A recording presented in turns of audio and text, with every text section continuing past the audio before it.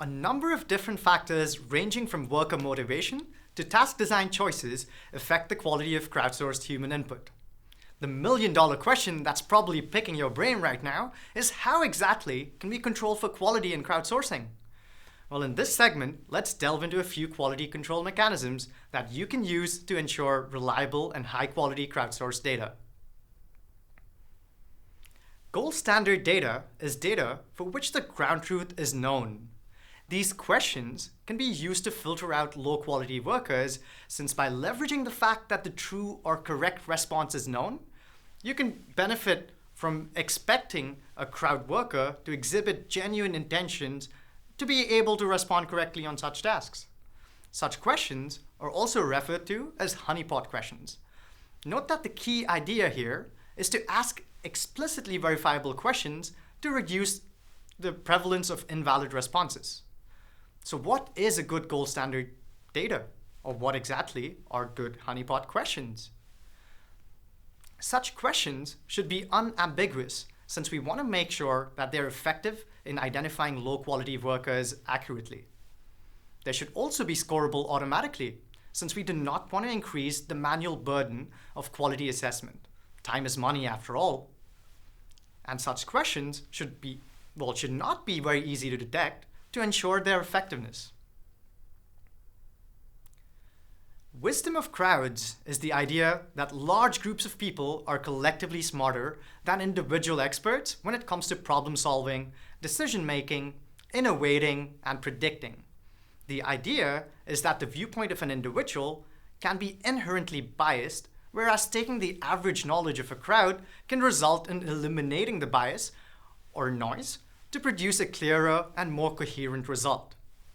In The Wisdom of Crowds, James Surowiecki cleverly points out the key attributes that turn the collective wisdom of crowds into a powerful instrument, those of diversity and independence.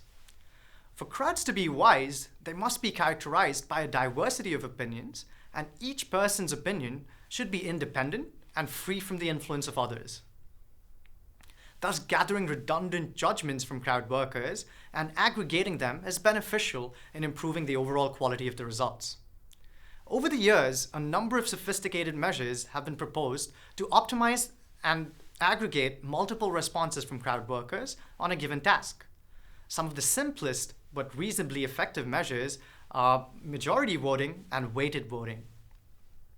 Majority voting is based on the agreement between multiple independent judgments. Assume that the task for crowd workers is to assess whether the sentiment in a given tweet is positive, negative, or neutral. The final label assigned to the tweet is quite simply the one that corresponds to the most number of votes from workers. Well, in case of weighted voting, this goes a step further by acknowledging that different workers may be differently skilled or experienced, and therefore their votes should not be equally weighed. This is therefore based on individual performance within a cohort of workers or a broader community. It is worth noting that depending on the task type, aggregating responses from crowd workers can be less straightforward. In a task where binary responses are expected from crowd workers, such as whether a tweet is only positive or negative, simple aggregation methods like majority voting can probably be sufficient. With multiple choice questions or multi-selection questions, on the other hand, we may need to consider other methods for answer aggregation. Qualification tests are widely used to ensure that crowd workers completing your tasks have a specific set of skills that you're interested in, and that can fundamentally affect the quality of the work that's produced. Requesters often use a sample task to assess and identify workers who are likely to provide high-quality responses. On the other hand, pre-screening measures can be used to filter workers based on various attributes such as their demographics, like age or gender, or experience, for instance. Pricing schemes have been explored and shown to be powerful in incentivizing different kinds of worker behavior.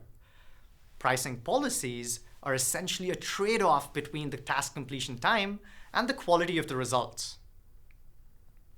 To determine a task's fair price, Prior Work has proposed a data-driven effort metric called ETA, which stands for Error Time Area. It empirically models the relationship between time and the error rate by manipulating the time that workers have to complete a task. Think of this as a rapid prototyping approach. It reports the area under the error time curve as a continuous metric of worker effort. The curve's 10th percentile can be interpreted as the minimum time most workers require to complete the task without error, which can then be used to price the task. It's worth remembering, of course, that paying more increases the quantity of responses and the throughput, but not necessarily the quality of the responses. Gamification has also been identified as an effective means to incentivize desirable worker behavior. We can use game elements to engage crowd workers, improve their reliability, and increase the overall quality of responses gathered through these crowdsourcing tasks. It has been shown that there are quality-related benefits to gain through retaining the same workers in long and laborious batches of tasks.